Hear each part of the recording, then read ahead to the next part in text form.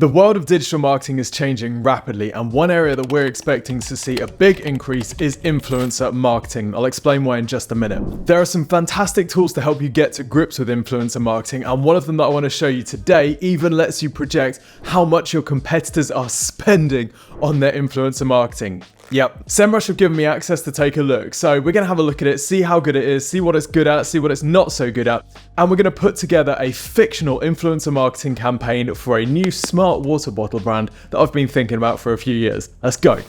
The tool is called Influencer Analytics, and you can access it from inside Semrush if you just go to the App Center. You can get a free trial of this, by the way, if you go to exposure.ninja/influencer. Now inside the App Center, you'll see it here, Influencer Analytics. Just give it a click and it opens up like this. What we're gonna do today is find some influencers for a fictional smart water bottle product that we're building. Now we're gonna use 4 different influencer marketing strategies to do this. Firstly, we're gonna take a look at what's ranking in the user-generated content tab perspectives on Google search. And if you don't know what that is absolutely huge. I'm gonna show you that in just a second. Secondly, we're gonna find some YouTube influencers to work with. Thirdly, we're gonna find some TikTok influencers to work with. And then finally, we're going to have a look at some competitor brands, see who they're using, how much they're spending, and see if we might want to piggyback on some of the influencers that they've worked with previously.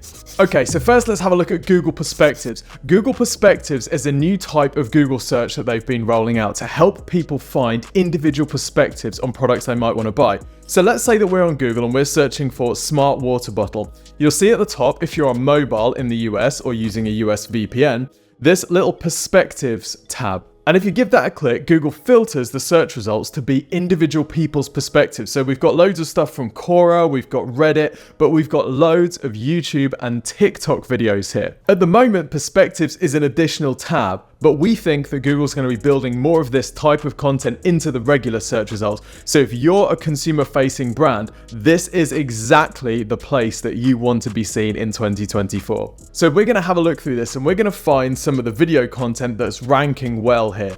We're going to look at the influencers that are posting that, and then we're going to do some analytics on them inside Influencer Analytics to work out if we might want to work with them. So here we've got a great video. This is Android Authority. We can see it's had 10,000 views, which isn't too bad in 7 months. And whilst it looks like a simple video, it also looks like a great product demonstration. I think this would be really interesting. So let's have a look at this Android Authority channel and see what we can learn inside Influencer Analytics. So the first thing we're going to do is head over to Influencer Discovery and click on YouTube. We then type in Android Authority to find the channel, and here it is. Straight away, we get some basic stats about this channel. How many subs it's got, the average number of views per video, a quality score, the broadcast language, and an approximation of price. We'll come back to this in just a second. If we click this channel, we get loads more detail as well. We can see the average views per short and per long. We can see the number of likes and engagement rate. Now, if you don't know what good looks like in some of these numbers, that's okay, because you've got this overview section down below that gives you a nice color-coded summary,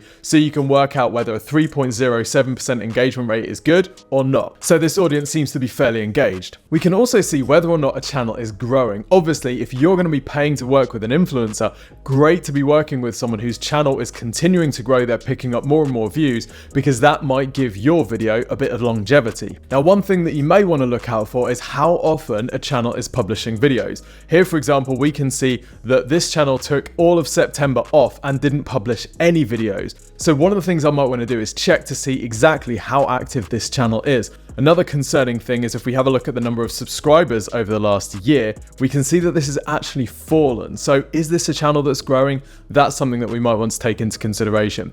Now, assuming that we might want to work with this channel, we can then click to see their email address, and then we can copy this, paste it, and do some outreach. We can see their Twitter account and also their website. What you're going to want to do is, as you're doing this research, you don't want to have to make a note of all of these individual channels. So you can click to add it to a list and then create a new list. Let's call this one YouTube Water Bottle Influencers. And then as I'm going through my research, I can add these influencers to that list. One thing I did find with Influencer Analytics is that it doesn't have every single channel in its directory. So let's say that I wanted to target this channel, Tech Novelties, but when I've done the search, it's actually not in there. What you can do in this case is you can click on Add Influencer. Then all you need to do is go over to their channel, copy the link, paste it into Influencer Analytics, and then Influencer Analytics will then go and do the analytics on that channel and add it to its database. And this process is really quick. You can see it's already done that. It took less than a minute. Another thing that you might notice, sometimes you go on a channel page and it looks empty like this. Well, what you can do is just click on update.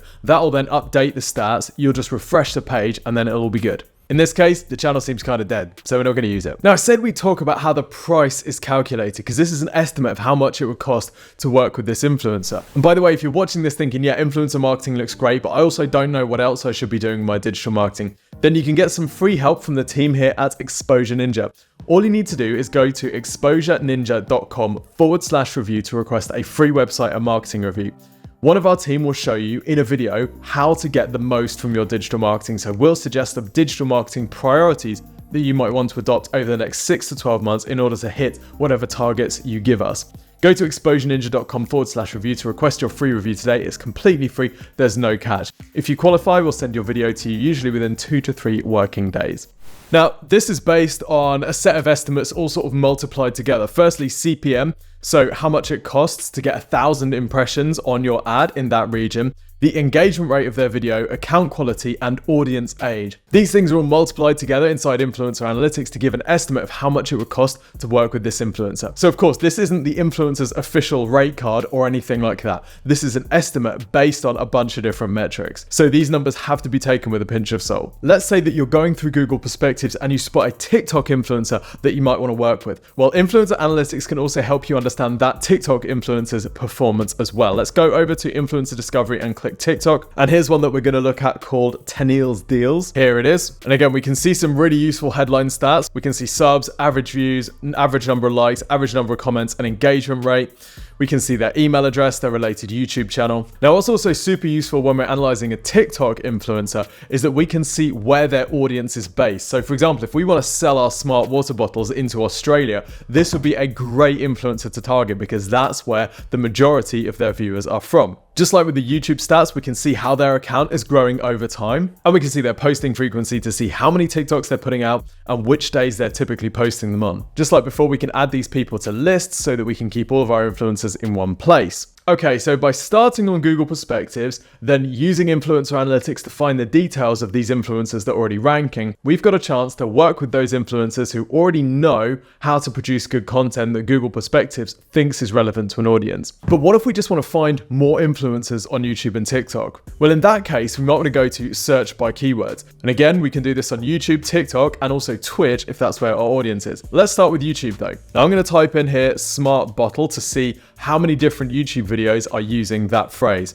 I'm then going to get a whole bunch of results which may or may not be relevant to me. The first thing I'm going to do is order these by the number of views because, to be honest, I don't want to be working with an influencer that's getting 66 views on a new video. The next thing I'm going to want to do is filter this by geography and or language. So I can see that we've got a bunch of Indonesian videos showing up here. Well, maybe our product doesn't even have distribution in Indonesia yet, so we're going to start with just targeting English language videos. So head over to the filters, go to broadcast language, and just choose English. And now we can see the videos that use this keyword. Now, this video on 17 coolest gadgets you can buy online, maybe you might want to work with them on something like this. Again, we can go back, so we can click on it, see information about this video. Of course, we can go to the channel page and have a look at the quality of the channel, the average number of views, all that type of stuff as well. And if we want, we can add them to our lists. Just the same with TikTok, we can search by whatever keyword we want, in this case, smart bottle. We can filter by country and language. And we can see the TikToks that are getting good view numbers, good engagement rate, and a decent amount of comments and likes. Now, you may not just want to search by your product type. You may also want to search for interests or activities that might indicate someone will be a good fit for your product. So for example, if we're selling a smart bottle, people might also be talking about hydration or distance running or productivity improvements. So don't just think narrowly within the confines of whatever product you're selling, think also about what else your audience is interested in. But another great way to find influencers is to do a bit of competitor snooping. So you can find a brand in your space that has done a good amount of influencer marketing and reverse engineer who they're working with and who's talking about their products. Just head over to competitor analysis, click on discover brands, and then type in the brand that you want to analyze. So in this case, we're going to have a look at Lark. They sell the self-cleaning water bottle, which I have here. We want to compete with this and maybe work with some of the same influencers. So I can see their brand page here, tells me how many influencers they've worked with, how many mentions, how many times those mentions have been tagged as an ad or a sponsor, and we can see the total number of views from those influencer mentions. We also get an indication of the budget. Remember, this is only an indication. This isn't the rate cards of the influencers all added up. One of my favorite sections is this, the mention dynamics. This shows you how often the brand is being mentioned on YouTube, and it's a really great way to see how active your competitor is. Are they still constantly posting stuff, or was this a big push that they did a few years ago, which they've now eased off on? We saw when we reviewed the ad clarity tool that it was really interesting to see which competitors were increasing their spend in certain areas and which competitors were actually dropping their spend in certain areas, maybe implying that they didn't get the return on investment that they were looking for. So for example, we can see that Lark is investing most of its budget in YouTube with a bit in Twitch. We can see the territories that they're mainly targeting, and we can see how frequently they are being mentioned. We can begin to profile the type of influencers that they're working with. So on average, they have just under 500k subs and 125k average views. And then the gold. We can see the influencers that have been promoting these products. We can see all of them. We can see their headline stats, and just like before, we can click on them to learn more, to do a bit of a deep dive into their channel and to add them to our target lists. Okay, so what happens once you've got all your lists of influencers? Well, at this point, you can actually use influencer analytics to start building and monitoring the performance of your campaigns. If you click on lists, you'll see the list of influencers that you've got. Now you can see here, I've got my list of YouTube influencers and my list of TikTok influencers. If I click on create the campaign, I can start to build and track the influencer campaign that I'm going to be running with these influencers. Now, it doesn't do the outreach for you. It doesn't have communication back and forward with those influencers. Now, this isn't a complete influencer campaign management software. That's not really what it's designed to do. But what you can do is it's basically a spreadsheet that keeps up to date with where you're at with each of these. So let's say, for example, that you've reached out to this influencer and you've agreed that you're going to be working together.